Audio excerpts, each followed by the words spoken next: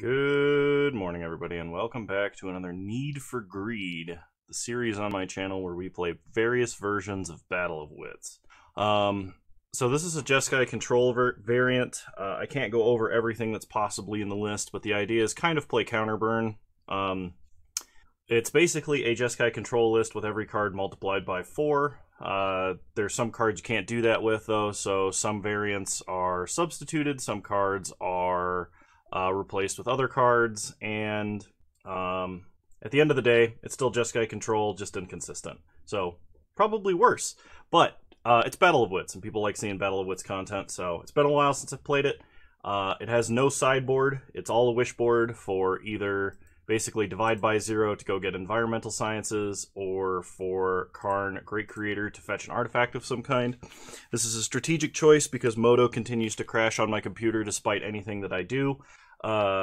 So basically, anytime we go in between games, there will be no sideboarding. It will be me just resetting the client so that I can kind of hopefully keep the memory leak in check.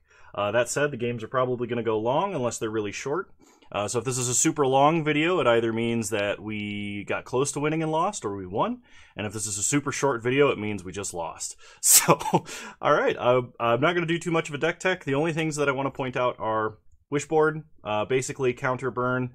Battle of Wits is a 5-mana enchantment that says at the beginning of your upkeep, if you have more than 200 cards left in your deck, you win the game, which is why this deck is huge.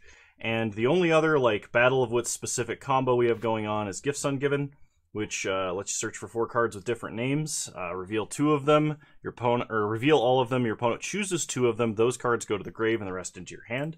So the combo is you find Unburial Rites and a big creature, and then you fail to find and fail to find, because Gifts Ungiven requires you to search for cards with specific criteria. So you only find 2 cards, your opponent has to put both cards in the grave, so on the end step of turn 4, you get Unburial Rites and one of these 4 creatures, which happens to destroy your opponent the most effectively, and then you reanimate that creature on your turn 5. Alright, I think I've said everything I need to say. I'll see you guys in round 1. Alright, we won the die roll, we're on the play, this hand's unkeepable, we mulligan. This hand's not great, but we can keep it. We're putting back Iona.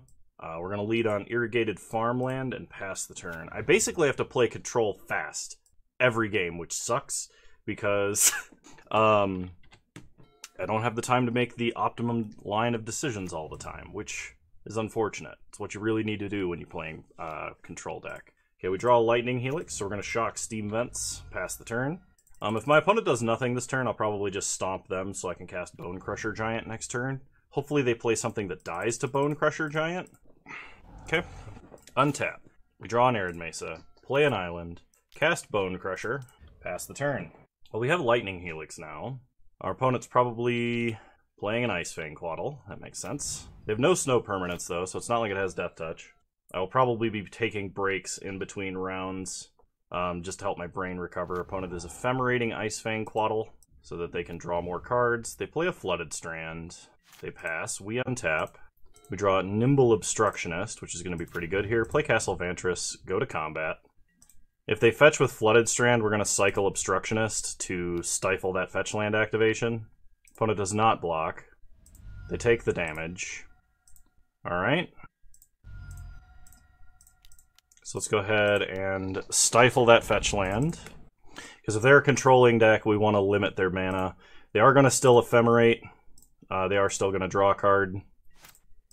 This is fine. Okay. Opponent plays another Flooded Strand, cracks it immediately. So they probably have a Prismatic ending here. Oh, okay. They fetch up a Snow Duel. Thought Scour ourself. We get an Izzet Charm. Untap. Opponent has to discard to hand size. They discard Prismatic ending. We get a Cryptic. Play Arid Mesa. Go to combat. So one of the ways that we're mitigating some of the top end is we have things like You Find the Villain's Lair, Prismari Command, Izzet Charm, for a lot of the Faithless looting effects. So we can cycle away the cards we don't need, hopefully, for cards that would be better. This is very much a Jeskai Flash style of deck. We have very minimal things that are sorcery speed. Bone Crusher Giant is actually one of them. But the card is like effectively the 3rd or 4th best direct damage burn effect. So like between Lightning Bolt, Lightning Helix, Fire and Ice, Bone Crusher Giant, there's not a lot of other burn spells that are good to play in a control deck.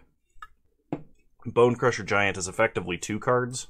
It is both a threat and a removal spell or a burn spell. Downside is it can't be Snapcastered or Torrential Gear Hulked, which is kind of a big downside, especially when you're playing a deck like this. But, you know, what can you do? I think it's kind of interesting that we milled another Bone Crusher Giant when statistically it's not likely we even see another Bone Crusher Giant. Okay, opponent chumps. Pass the turn. So probably I'm just going to Cryptic whatever they play. I could actually, if I wanted to be really mean, unsummon their tap land if they don't play a land. Or if they play a land, I could unsummon their tap land, just to continue pressing tempo. I'm probably going to fetch up a Triome here. It's very unlikely that I'm going to need basic lands or anything like that in this particular matchup. If I need to use 2 red mana this turn, as in like I want to Is It Charm something rather than Lightning Helix, I would probably fetch up another Steam Vents. Opponent is deep in the tank. I think Cryptic, if my opponent plays anything, Cryptic counter draw is probably the way to go. Because if we can make it to 6 mana, we can Torrential Gear Hulk a Cryptic, which is really important. Okay. Opponent plays a Hollowed Fountain untapped. And passes. So fetch with Arid Mesa, get a Raugrin Triome, untap. We draw another Raugrin Triome, play it, go to combat.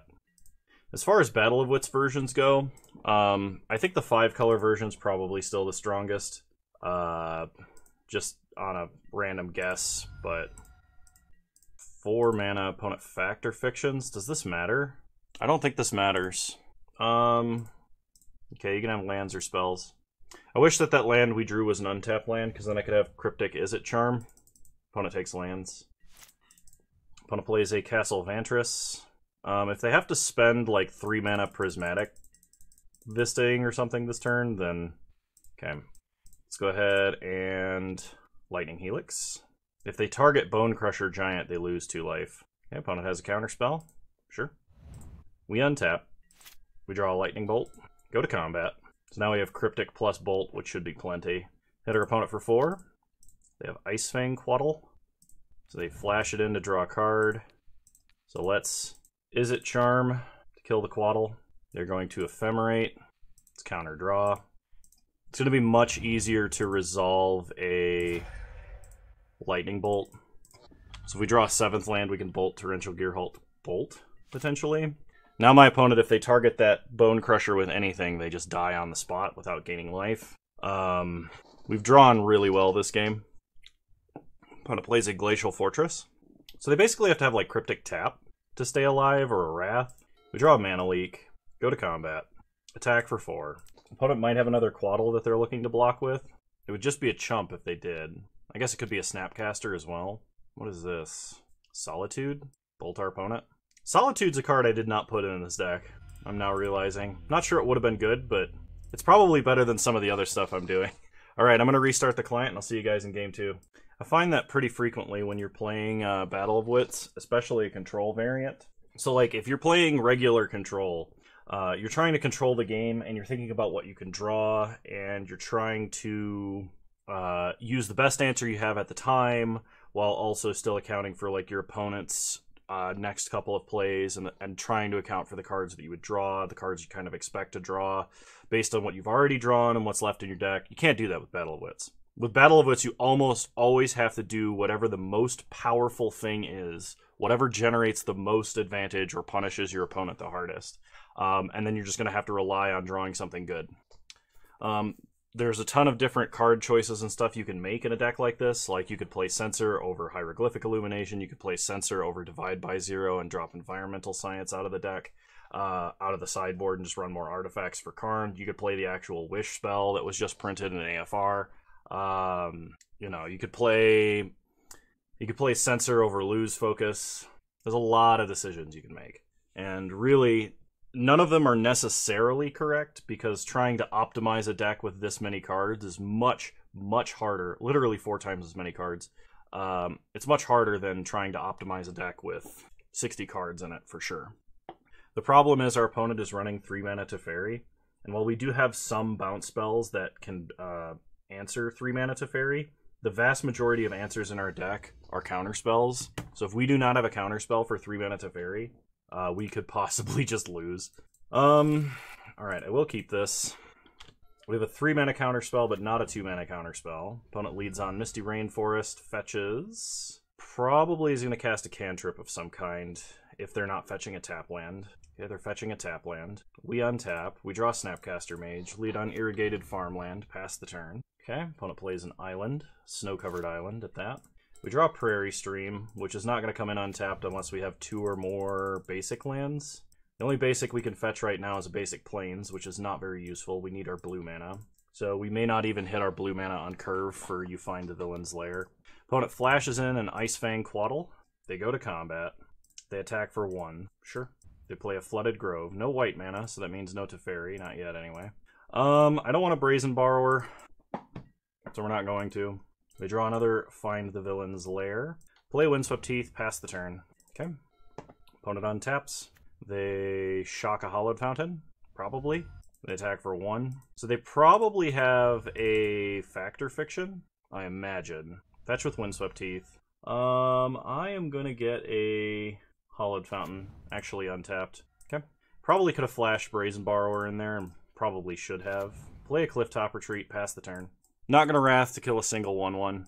Not going to cast Karn into open blue mana that my opponent has only cast 1 cantrip.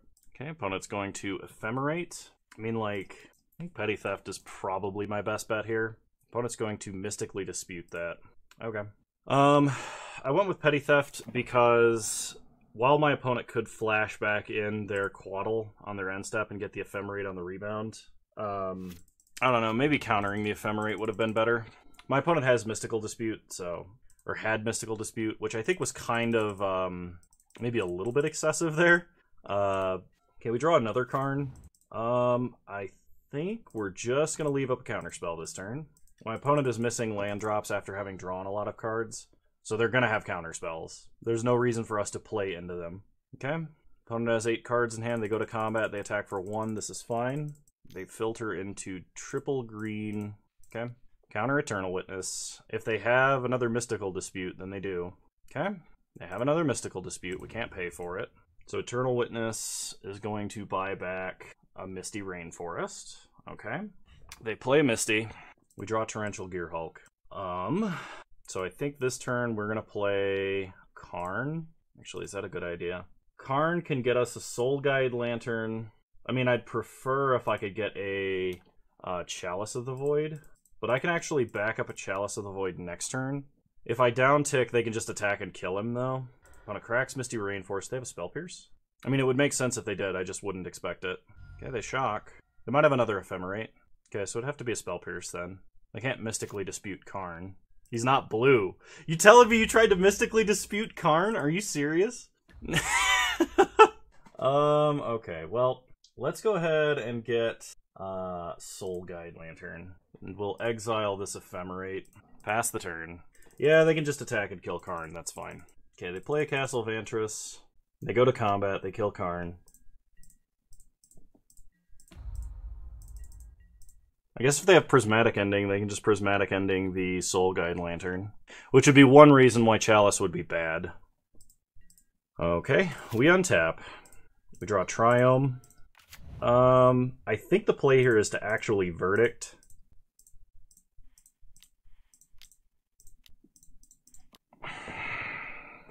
It's not something they can counter. They probably just have like another Ice Fang. Or a Factor Fiction. They're just going to scry off Castle of Antris. I think that's the best outcome for us. Kind of had to shields down for that. So the biggest problem in this matchup is our threats are much more expensive than our opponents. And they tend to draw more cards than us. So opponent floats into blue-green. They sorcery speed a Quaddle. It's kind of interesting that they sorcery speed it. I'm not sure what they could have. Unless they were just trying to hit a land drop. That would make sense then. They fetch with a Flooded Strand.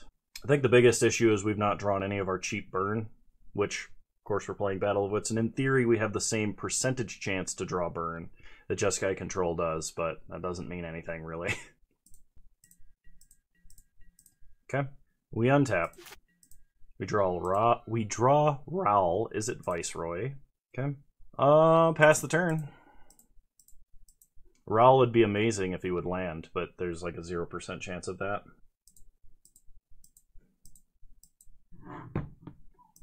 Okay, we're passing to our opponent.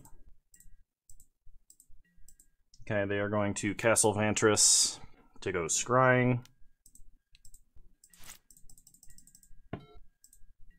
Okay, opponent goes to combat. They attack us for 1. This is fine. Go to 13. Okay, they play Teferi. So we really have no choice but to try and counter this. We can get around a Mystical Dispute. We cannot get around a Counterspell. Okay. Yeah, I'm going to flash in a Snapcaster Mage now, because that way I can have something on board that can attack Teferi if they downtick him. It's too bad Raoul can't hit Planeswalkers. Seems like a little bit of an oversight. They are going to bounce Snapcaster. Sure. We untap. We draw Path. So we know our opponent is still holding Mystical Dispute. We don't know of anything else they could be holding. Play Karn. If they have another Counterspell, or Mana Leak, then that's fine. Okay. Not a lot we can do about that. Pass the turn. Opponent is going to have to run out of extra draws sooner or later. We can't cast anything on our opponent's turn, so maybe I should have just pathed. But, okay, opponent main phase, Factor Fictions. You can have Cryptic Icefang or Lands Teferi. Okay, opponent takes Lands Teferi, plays a land. They go to combat. Attack for 1. Go to 12. We untap. We draw another Raoul. Is it Viceroy? Okay, attempt to Path. Path goes off. This is going to get disputed. Okay, opponent cracks Flooded Strand. Could get Cryptic, I guess. And they fetch and shock a Breeding Pool. Cryptic counter draw. Okay. Pass the turn.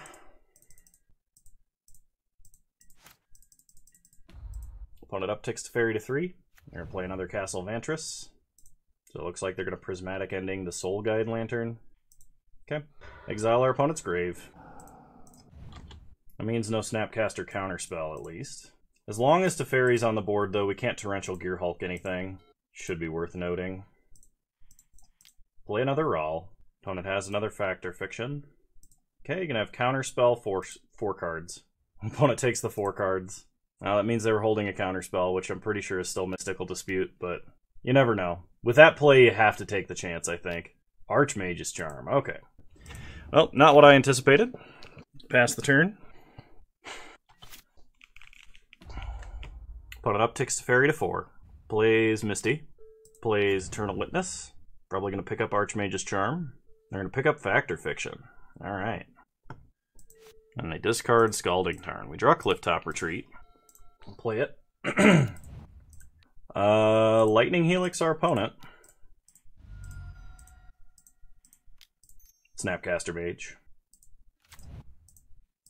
A Lightning Helix. A Lightning Helix our opponent. Okay, opponent Flusterstorms. Okay. Flusterstorm would also be a reasonable counterspell to put in this deck. It's just more narrow than some of the counterspells we have to play. Okay, opponent Prismatic Endings. Our guy. Factor Fiction. You can have Teferi Ephemerate or Land's Witness. Opponent takes Ephemerate and Teferi. Upticks Teferi to 5. Plays Big Teferi. Upticks Hero of Dominaria. Plays land.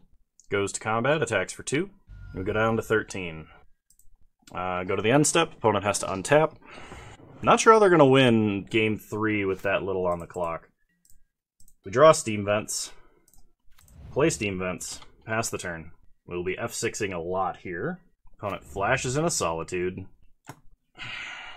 I really, really hate 3 mana Teferi for control matchups. It's one of the primary reasons that I actually stopped playing all forms of Battle of Wits, because almost every form of Battle of Wits has to play counterspells because it's playing blue.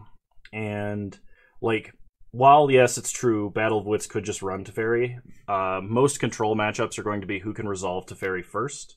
And because their deck is more consistent and has less cards, they are going to resolve Teferi first almost every single time. So, like, it's just, it becomes a who gets their Teferi, and you are not favored. So, okay, opponent upticks their Teferis. They play Reflecting Pool. We untap. We draw our Teferi. Okay.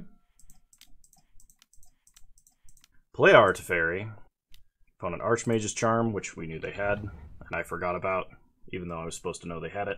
Pass the turn. Opponent Ephemerates Eternal Witness. Picking up Archmage's Charm.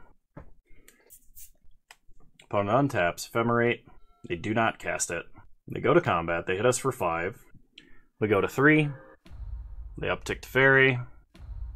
They uptick Teferi. They play a land. We untap. Draw Prairie Stream.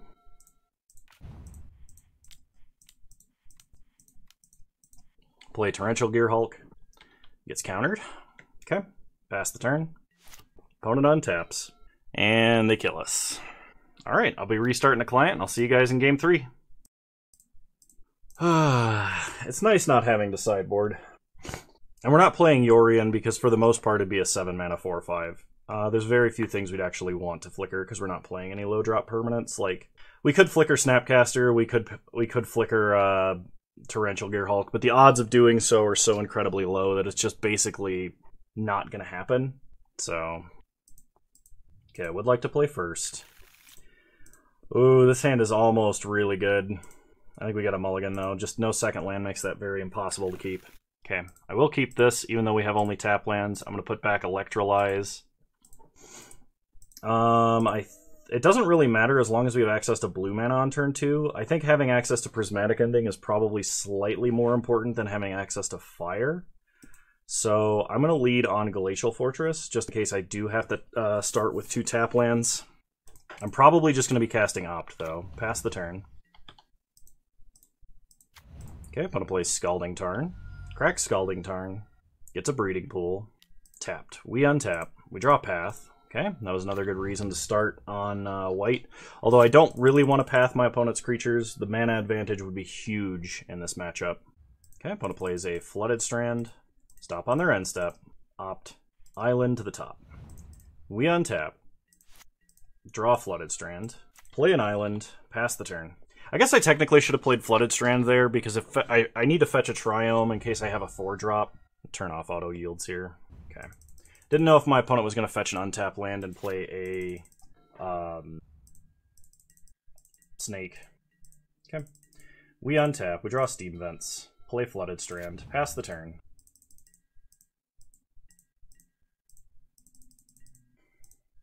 Okay. Opponent plays a snake. So we're going to fire. Okay. Opponent gets to draw. Pass the turn. Opponent plays a Polluted Delta. Cracks Polluted Delta. They get an island. They pass. We're not going to crack our fetch. We get a lose focus. That means we're shocking Steam Vents because we need as much mana as possible for our counter spells. Pass the turn. I think we're extremely favored in this game, even if our opponent doesn't lose to their clock here. One of the advantages over regular control decks that our deck does have, actually, in the event that there's no Teferi, is that we have more counter spells and more answers in the deck to draw. So, like, if our opponent has Prismatic Ending, as an example, we technically have 8 Prismatic Endings if you want to count Engineered Explosives. So, like, if Prismatic Ending or Path or Mana Leak is the spell that happens to hose your opponent, you have more than a play set to draw. Though that is unlikely, it's still a way to win. This was very, very common back when I used to play this deck, and our opponent would have a deck that would like lose to a Wrath. Well, we have like 16 Wraths in the deck, in the old version anyway.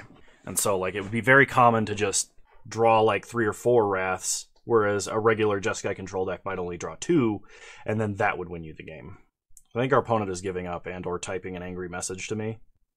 This is one thing that, like, in the control versus control matchup when you're playing on Moto, like, even if you can win a game, sometimes, like, so in round 2, my opponent was forced to try and play that out to win because we took game 1, and if they had taken game 1, we would be forced to dedicate all of our resources to trying to win that game, the second game, even if the game goes long.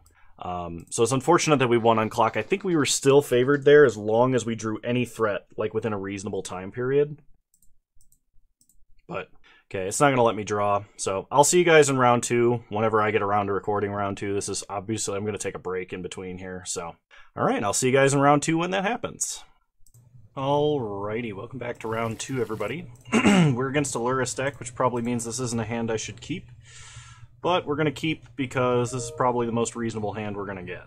So opponent starts Iganjo Castle into Esper Sentinel, and this would appear to be the Hammer Time Metalcraft deck. We get a counter spell. Play Raugrin Triumph, because we have nothing we can play on turn 1. Okay, opponent plays an Urza's Saga into a Stoneforge Mystic. They get a Cranial Plating, playing an Ornithopter, sure. So we'd like to draw one of our Wraths, please. Lightning Helix is okay. I can Shock Hollowed Fountain to gain access to Lightning Helix as well as Counterspell, or I can play Clifftop Retreat if I just want Mana Leak and Counterspell. Or Mana Leak and Lightning Helix, I mean. I think let's go with the Mana Leak Lightning Helix play because it doesn't lose us any life. We are going to have to let our opponent draw off of Esper Sentinel if we do cast anything. Okay, Urza's Saga ticks up to 2. Opponent plays a Silent Clearing. They go to combat. They attack for 3. No blocks. Take 3. Okay, so opponent is going to make Urza's Saga tokens. Then on their end step, let's go ahead and Lightning Helix the Esper Sentinel. They get to draw a card, but this does reduce their Metalcraft or whatever you want to call it. Devotion to Artifacts, question mark. Okay. We untap. We draw a Sacred Foundry. So, play an island. Pass the turn. Now, I think what I'm going to do is my opponent my opponent's going to make a token. I could Nimble Obstruction this, but I don't actually think that's a great idea. They're going to make another token, and then they're going to go Tutor for a 1-drop. And actually, I think I'm going to stifle that Tutor for a 1-drop trigger, because they're spending all of their mana this turn, which means I may have an opportunity to counter Cranial Plating, depending on whether or not I can answer Stoneforge. But this draws me an extra card, theoretically getting me closer to a Wrath, though how close, one could argue. So we're going to stifle that triggered ability. They still sack it, because it still has enough counters. We draw an Izzet Charm, which is an answer to Stoneforge Mystic. They play an Ornithopter to increase their artifact count, and now really this comes down to whether or not we draw a Wrath. So we untap, we go to 12, we get Divide by 0, which we cannot use to unsummon the tokens. So we're going to play Prismatic Vista. Now I can either Izzet Charm to loot, or I can kill Stoneforge Mystic, or I can kill Memnite. If I kill Memnite, they lose 1 damage for Memnite and 1 damage off of each of the constructs. If I kill Stoneforge, they can't put Cranial Plating into play. I think we just have to pass. I don't know that there's a line that we can actually survive here. I think my opponent has enough damage to kill us. Okay, opponent plays Springleaf Drum, so that's an artifact that needs to not be on the battlefield. So let's go ahead and Mana Leak. An opponent's going to play Pithing Needle. We're going to fetch up an island. But I think that that Pithing Needle actually kills us, because we can't reduce the number of artifacts on board by enough. Because, like, even if I counterspelled there, I still die. So I could Izzet Charm to kill Memnite. That would reduce these to 5/5s, and we would get hit for exactly 11. Okay. So this matchup's going to be tough, because the regular Jeskai control list does play Alpine Moon specifically for Urza's Saga in this matchup, and we do not have that opportunity. I need to restart the client, and I'll be right back. So, some of the cards in our sideboard we could actually bring in for our opponent. I definitely don't think that that's correct to do with a deck like this. This hand might have interaction early enough with a Teferi, but if my opponent just spams permanents, we might have some trouble. So I think we actually have to mulligan until we at least have like a Lightning Bolt or a Path, and of course are able to cast them. So we'll have a counter spell, and we can dig with you find the villain's secret lair, but his hand is not great. It's just the best one we've seen so far. We'll lead on irrigated farmland, pass the turn. We'll play an island on turn 2, and I guess we'll leave up counter spell, but there's a really good chance we just die. Opponent plays Esper Sentinel Memnite. This is one reason why I haven't been playing Battle of Wits, in addition to the lag generated by playing a deck of this size in this game. Okay, opponent plays an Ink Moth. They play Defense Grid. No choice but to counter that. Opponent gets to draw. It's basically because they're an ultra-consistent deck that wins on like turn 1, 2, 3, kind of, and we don't have the opportunity to interact. We do have spells that would interact with them, but the odds of drawing them are very low. Decks that get hated out by sideboard cards specifically, if they're not main deck equivalents to those sideboard cards, we will not be able to interact with them effectively at all. Okay, opponent plays Plains. We play a Bauble. They go to combat. They attack for 3. We take 3.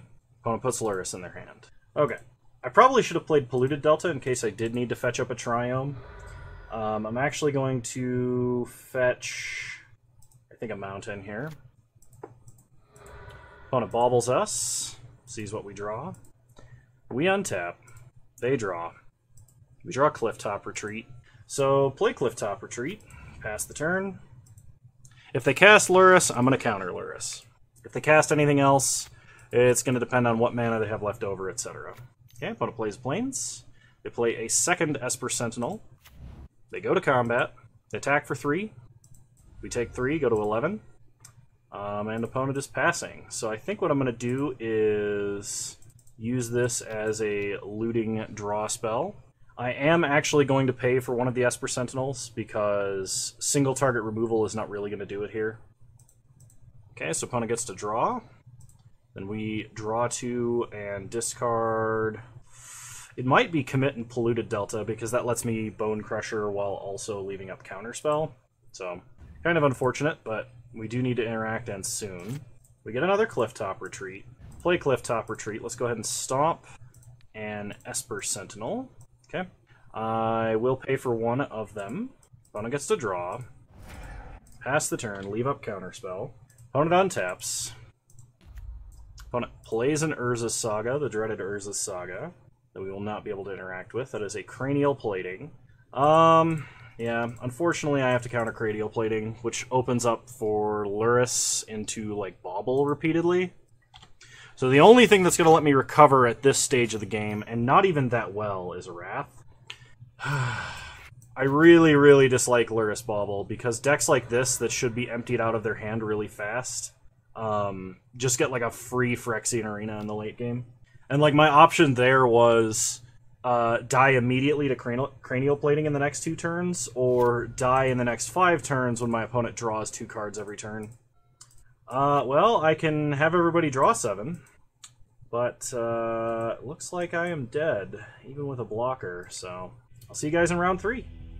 Alright, round 3, we're on the draw, but this hand is not the worst. We'll keep. Cryptic might be coming down a little late, but we do have Fire and Ice and a Lightning Helix to start with. Opponent starts Steam Vents tapped. Okay. So we draw Gifts Ungiven. Alright, that's going to be our way to win the game. Play Windswept Teeth, pass the turn. Opponent untaps. They draw. They play a Wooded Foothills. They pass. Okay. On their end step, we're going to have to go fetch up a Raugrin Triome. Untap. We draw Teferi, big Teferi, play Sulphur Falls, pass the turn. So we have Lightning Helix, Fire, or Ice as cards we can cast. When it cracks Wooded Foothills, it's a Breeding Pool tapped. They untap. They play a Fiery Islet, and pass. We untap. Draw Iona, that's not good. Play an island, pass the turn. So the current plan is we're going to have to ice one of our opponent's lands next turn, because we do really, really need to draw. Okay, we're going to ice one of our opponent's rhinos, because there's nothing else we can do about it otherwise. Okay. Stop on their upkeep. Ice a rhino. We get an Electrolyze. Not great. Would have preferred an untapped land. Still going to need an untapped land in order to win, that's for sure. I think I forgot to put Sarah's Emissary in here. Not that that would necessarily help against my opponent, but it is a card that I should probably be playing. We draw Brazen Borrower. Okay. Well, Petty Theft to Rhino. Opponent has a counterspell. Pass the turn. And now we're going to be at too low of a life total for Gifts Ungiven for Archon to actually win us the game, because we don't have enough damage to kill a Rhino. We can't draw a land and a Wrath in the same turn. If we draw a land, we have to Cryptic Tap and hope they don't have another counterspell. There's a land. Play Scalding Tarn. Crack Scalding Tarn. Get an island. Pass the turn. So the problem here is we need to Gifts Ungiven on our opponent's end step and on Burial Rites on our turn. Okay, opponent stomps our face. Then they sack Fiery Islet. They untap, go for the Cryptic Tap, and opponent has another counterspell. Alright, next game. So we missed a land drop.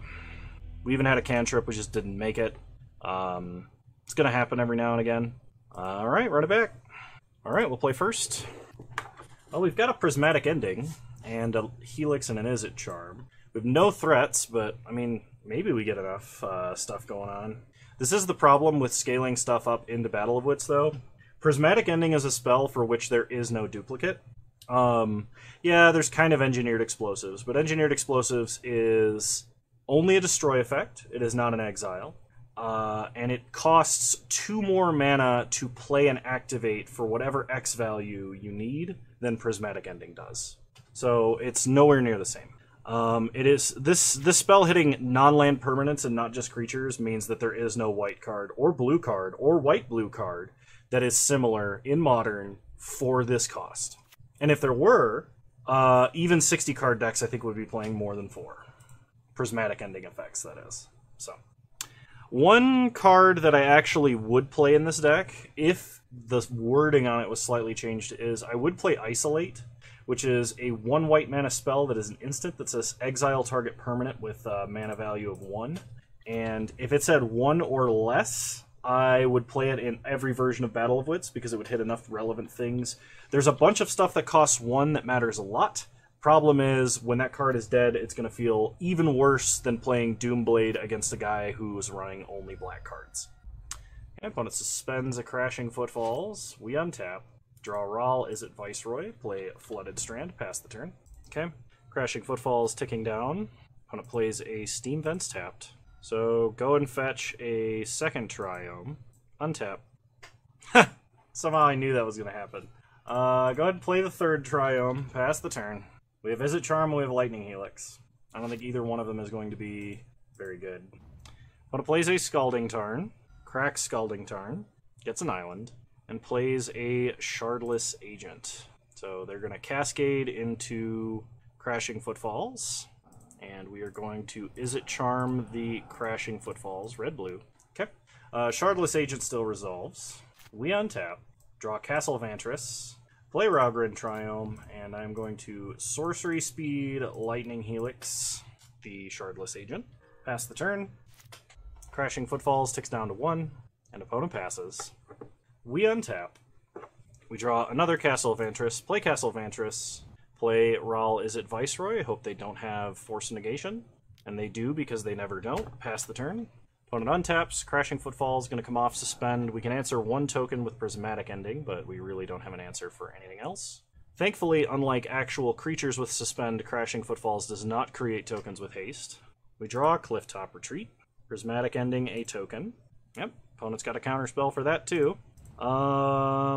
Play Clifftop Retreat, pass the turn. Okay. Opponent attacks us for 8. They take us to 14. Vantress, Scry. Neither of those cards do anything, because Divide by 0 can't hit tokens. Untap. It can't hit Crashing Footfalls either. We draw Timeless Dragon. Well, play Castle Vantress. Play Timeless Dragon. It's a 5/5. Pass the turn. Maybe it can block. Okay. Opponent untaps. They draw. They play a Misty. 3 mana. This might be another Shardless Agent or a Violent Outburst. Violent Outburst does pump tokens. They're going to draw, discard, and make a treasure. Okay. They don't actually have an answer to a flying 5/5 right now, which is good. Opponent cracks Misty Rainforest, gets a forest. And they are going to Petty Theft the Dragon. Okay. Dragon goes back to hand. They hit us for 8, take us to 6. So I think we need a Wrath to stay alive. Untap. That is not a Wrath. Play an Arid Mesa. Now I could play Timeless Dragon and attempt to block again. That would kill me with a Violent Outburst, and Cryptic Command would lose to a counterspell, but I think Cryptic Command is still actually the better play here to make. So we'll pass to our opponent's turn. Tap our opponent's stuff. Third Force Negation. Never stood a chance. Alright, I'll see you guys in round 4. Alright, we're on the play. We have a bunch of lands and an Izzet Charm, which we can use to loot away Iona, provided, of course, we don't need to interact. I think we're going to keep. Our mana base isn't that painful. Hopefully, if my opponent plays a bunch of tokens or something, Engineered Explosives can help clean up.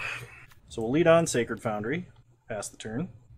Opponent leads on a Marsh Flats and passes.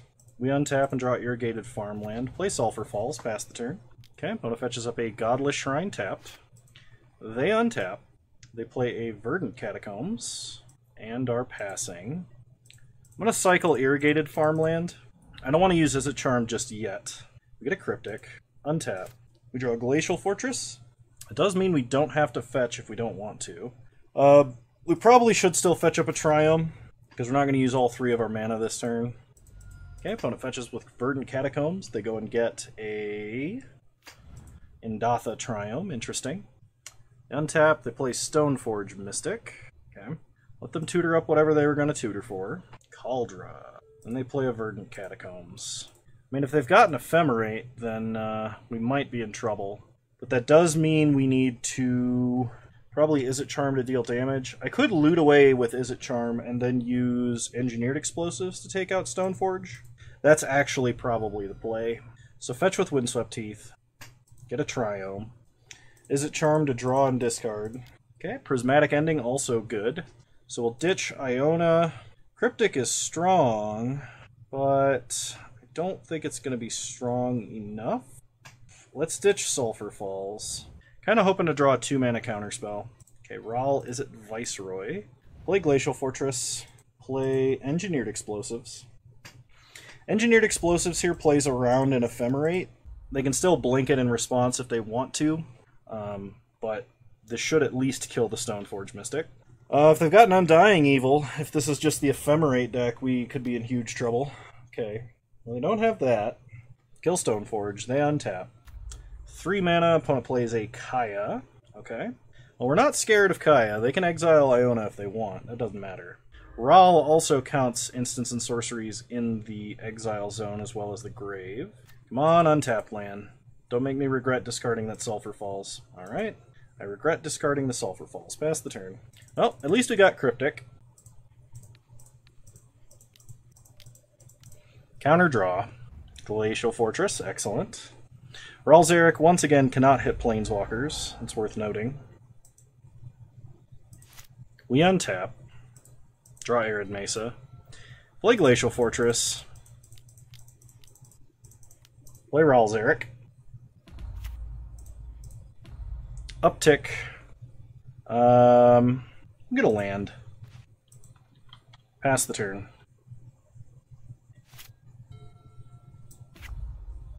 Opponent plays a Swamp. 4 mana, they got a Siege Rhino. Well, unfortunately, we cannot Prismatic Ending that Siege Rhino, because we do not have enough colors of mana in the deck. Archmage's Charm. We have 3 instants and sorceries in the grave, and get it up to 4 by ending Kaya. But I think we just uptick Ral looking for an answer here. I'll take Bone Crusher. Play Arid Mesa, and I think we're going to go for a Cryptic tap play. Possibly. So opponent draws. They uptick Kaya. They go to combat. Tap everything they got and we'll draw a card. They get an Electrolyze. Another Siege Rhino. Okay, so we lose some life. Pass to their end step. Sack Arid Mesa. Get a Plains. Stomp Kaya for 2. We untap. I'd like to draw a Wrath here, but Snapcaster Cryptic is something we can do. Okay, we get a Polluted Delta. Uptick Rawl. Hieroglyphic Illumination and Thought Scour. So Snap Cryptic is going to take 6 mana. This will be the 7th. We do have 5 blue sources, which is what that will take. Just go ahead and Thought Scour ourselves. Okay. Opponent untaps. They draw. Okay, they uptick. So we Snapcaster Mage. They have instant speed, Grave Hate, we're in a World of Hurt. I don't think their deck would play that, but it is possible. So Cryptic Command gains flashback. Tap everybody, draw. Another Cryptic, what are the odds? We're playing Battle of Wits. Okay. Okay, opponent plays Ignoble Hierarch. And then passes. So we untap. Opponent has an Ephemerate. They're going to blink the Rhino. Okay, we're going to lose life. They have another Ephemerate. They're going to blink the Rhino. We're going to lose life. Okay. We draw Fire and Ice. Do we have enough burn to kill them with Rawl Zarek? I don't think we do. So, Alt Rawl. Start by Prismatic Ending the Hierarch. Okay. Rawl trigger will deal 4 damage to a Siege Rhino. We get to draw 2 cards, one of which is a mana leak. Okay. Then we will Electrolyze. Ping here, ping here. 4 damage here. Draw 2. We get another Rawl. We kill the Rhinos. We get a Castle Vantress. Play the castle. Go to combat. And the game is over. Alright. We controlled. It took 4 out of 4 Cryptic commands, basically, but we controlled. Alright, I'll see you guys in the next round. I'm restarting the client. Next game, not next round. Alright, we've got all of our colors of mana. We got Fixing off a Timeless Dragon. We've got Prismatic Ending and Lightning Bolt to interact early, as well as a Lose Focus. We are going to be keeping this. Okay. Opponent leads on Marsh Flats. Griefs us immediately. So they are the Grief Ephemerate deck. Well, they get to take whatever they want out of our hand. What did they exile? Okay, creature removal. They take Prismatic Ending. That's interesting. I guess that was our best removal spell in a lot of ways. We untap. Get a mana leak. Play an Arid Mesa. Pass the turn. Opponent cracks Marsh Flats for an Indatha Triome. Opponent scoops the match. Not what I expected, but I guess they just couldn't deal with control, or they kept a one-lander. Alright, well, I will see you guys in round 5. Alright, round 5, we're against a Lurrus deck, and this opener is pretty abysmal, but we do have Battle of Wits. And technically, we might draw enough lands to get there. We got a Lightning Helix to interact with. I'll try keeping it. I'm probably going to lose with this hand, but you never know. Okay, opponent fetches and shocks Inquisition. So opponent takes a Lightning Helix. We untap, they draw a card. I think one of the other problems with this deck is we can't play things like Unholy Heat, because this deck will never reliably enable Delirium. Play Wooded Foothills, pass the turn. The good news is there's a really strong chance we can get to 5 mana. The bad news is we might still die before then. Okay, time to fetch up a Raugrin Triome. Untap. We draw a Clifftop Retreat. Play an island. Pass the turn. Opponent cracks Scalding Tarn. Gets a Watery Grave tapped. They untap. Opponent Expressive Iteration. Let's go ahead and Plane Cycle. And I think I'll get a Prairie Stream. We can have that come in untapped without losing any more life. They play a Dragon's Rage Channeler. We untap. We draw Commit to Memory. So, play Clifftop Retreat. Pass the turn. Opponent untaps. Plays a Fiery Islet. Goes to combat. Hits us for 1. And they pass. Play planes. Pass the turn. We've got Commit and we've got Insidious Will. Opponent is going to Kolaghan's Command, so we're going to choose new targets for target spell. Actually, hang on. They might surveil a new type of card into the grave. So what we're going to do is copy this so we can put it on top of that surveil trigger. Okay. Target number 1 for target player. Target number 2 would be the creature. Okay. They discarded something that was available. I forgot when you copy a spell, you can't actually change the modes. Discard Unburial Rites. Pass the turn. Not that Unholy Heat would have helped, I guess. But opponent Inquisitions. Inquisition cannot take Battle of Wits. Nor can it take Commit to Memory. So opponent needs a Thoughtseize here. Or they need enough burn to kill us. That is also a thing that could happen. I guess they could have a counterspell. That would be sad. So, play Prairie Stream. Gonna go for it. Play Battle of Wits. They have a Drown in the lock. Well, they only exactly had that Drown in the lock because we plane cycled that Timeless Dragon. So, maybe I should have just redirected.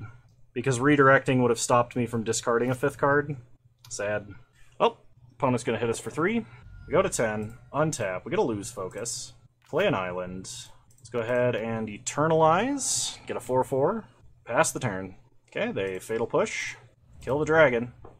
They untap, they play Polluted Delta, go to combat, they hit us for 3 down to 7, untap, draw Mana Leak, play Clifftop Retreat, pass the turn. Okay, opponent cracks Polluted Delta, so in response... Tuck Dragon's Rage Channeler. Opponent is going to Snapcaster Mage. So let's Mana Leak Snapcaster.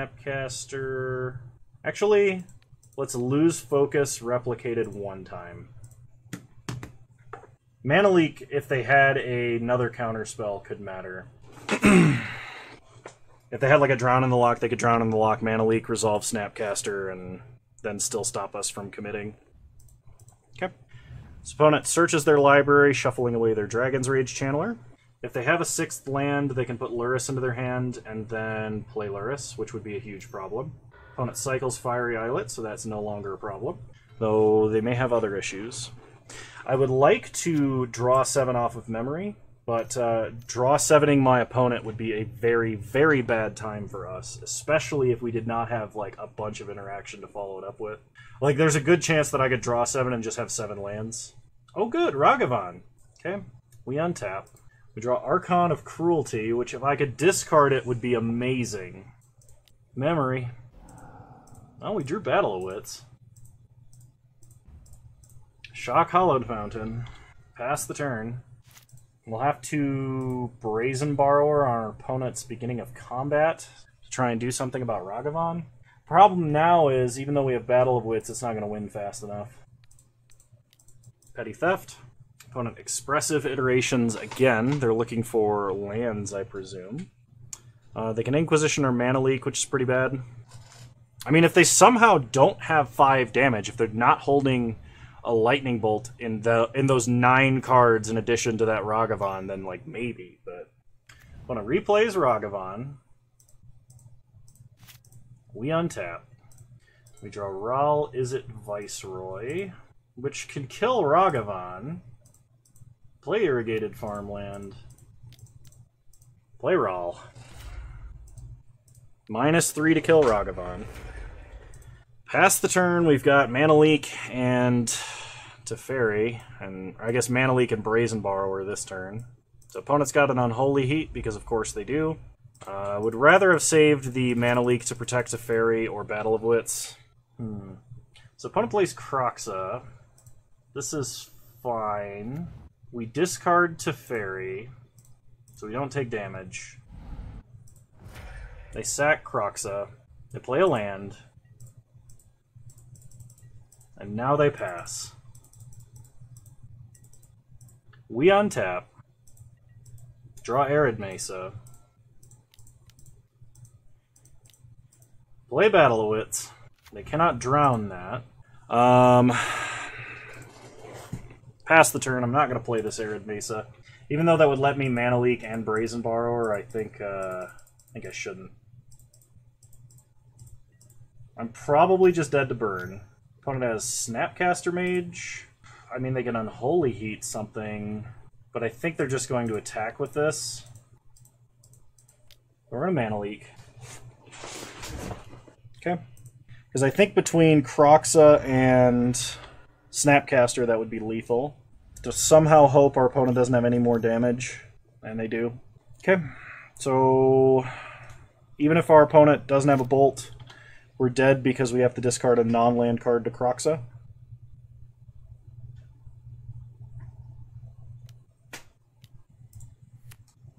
Okay, they Kolaghan's command us, just to make sure we didn't have a counterspell for Kroxa, and we died to Kroxa. Alright. Hang on while I restart the client. Alright, we're on the play for round 2. We will be keeping.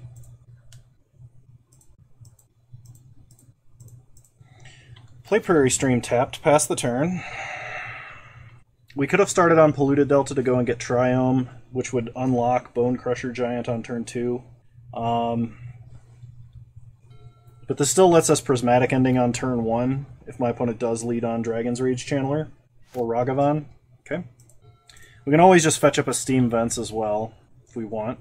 Play Polluted Delta, and we'll pass. Opponent fetches up a Watery Grave tapped.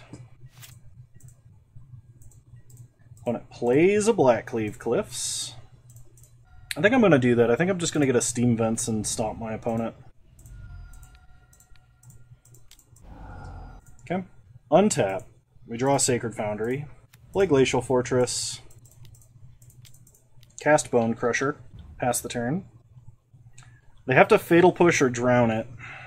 They won't be able to drown it for a bit. Opponent Expressive Iteration. They find a Blackcleave Cliffs, they play it. They have 8 cards in hand. I guess they could bolt it. They discard a Snapcaster Mage. They're 3 out of 4 for Delirium. Play Plains. Go to combat. Attack for 4. Hit our opponent down to 3, pass the turn. I don't want to cast Thought Scour on myself or my opponent, because it helps them build Delirium, and it would turn on Drown in the Lock against us.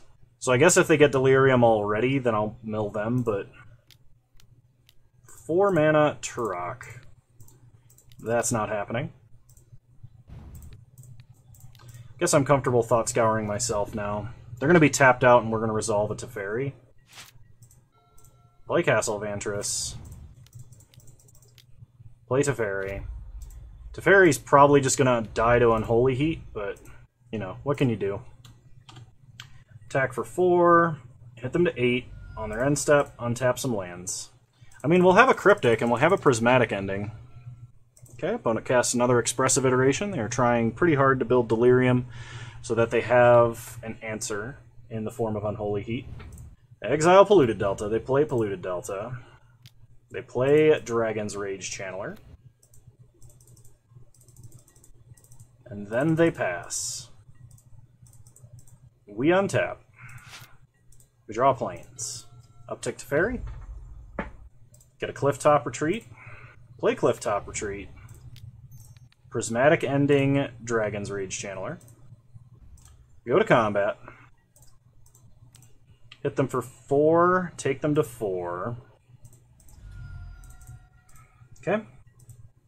Pass the turn. Opponent cracks Polluted Delta on our end step. For a Steam Vents tapped. Untap the Plains. They untap. So we have a Cryptic and 2 threats. They cast Expressive Iteration, sure. That does not impact the board. Exile Lightning Bolt. They cast Lightning Bolt targeting Bone Crusher. So counter Bolt and draw. Because now they have to target Bone Crusher with something else to kill it. Okay, they can Flusterstorm Cryptic. Okay, can't counter Flusterstorm.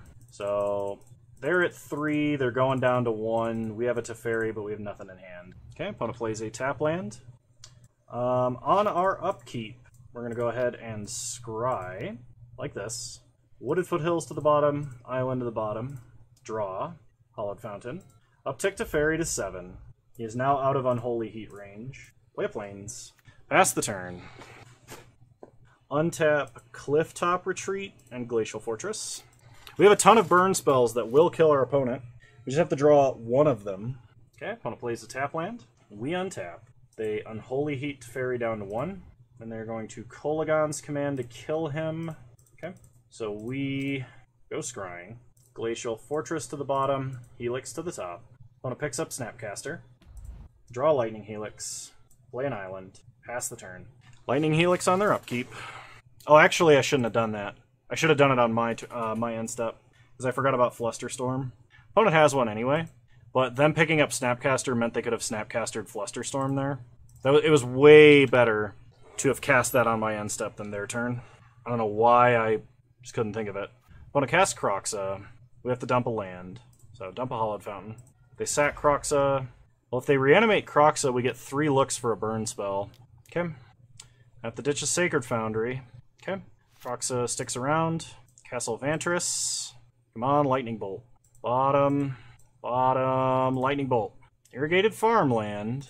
Cycle. Thought Scour. Thought Scour you. Okay, that's game. We were dead to our opponent reanimating their other Kroxa.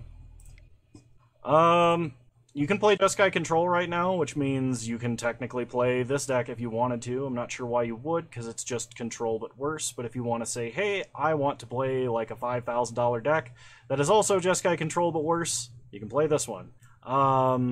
Yeah, I've mentioned for a number of reasons why this deck is worse than just playing regular Jeskai Control across the duration of this video. I've explained why you cannot play this deck like it is Jeskai Control, even though it's effectively the same thing scaled up by 4. A lot of cards you can't scale up effectively.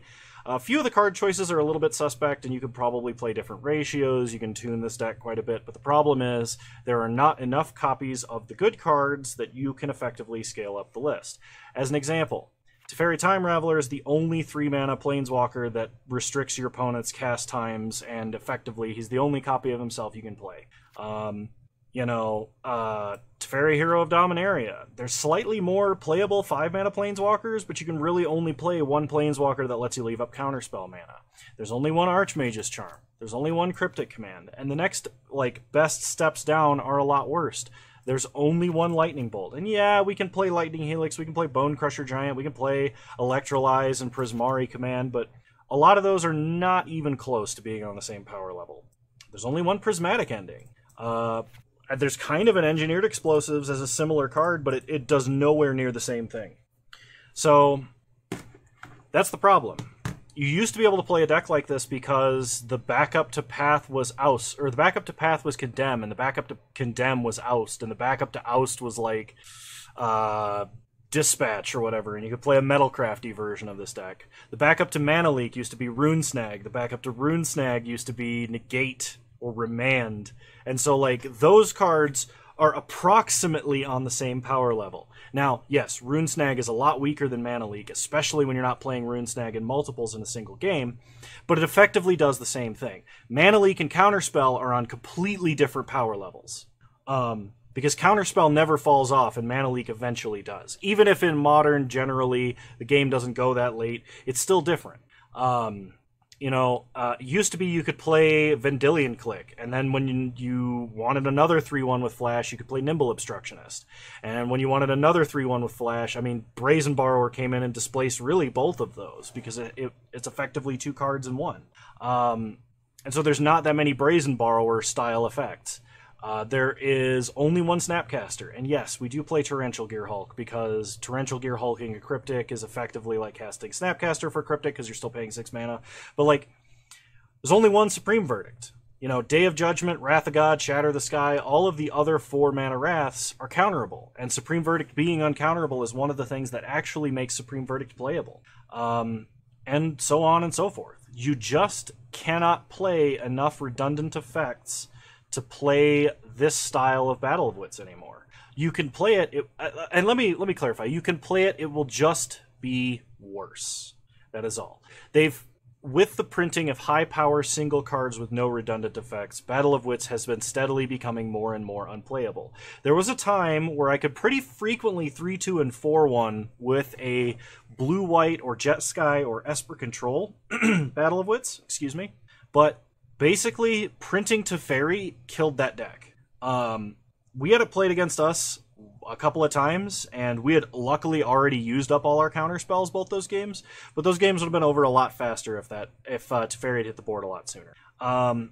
So yeah, I still think if you're going to play this on Moto, play it with a wish board. If you don't like Divide by Zero, play the Igneous Inspiration Learn spell that's 3 mana sorcery, deal 3 damage.